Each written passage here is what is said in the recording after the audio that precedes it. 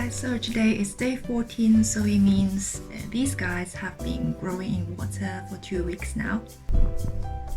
As you can see, some baby roots have started to grow. So it probably means that they need more than just water now. So it probably would be a good idea to take these dead parts away and to start planting them in soil. To be honest, they are smaller than I thought. It might be because of the type, but they might be able to grow bigger in soil, I think. But I'm not planning to do any gardening, so I'm just going to take out these fresh leaves and wash them and cook them. It's probably better to cook them properly rather than eat them as salad. Yep, I hope you enjoyed this video and I'll see you next time.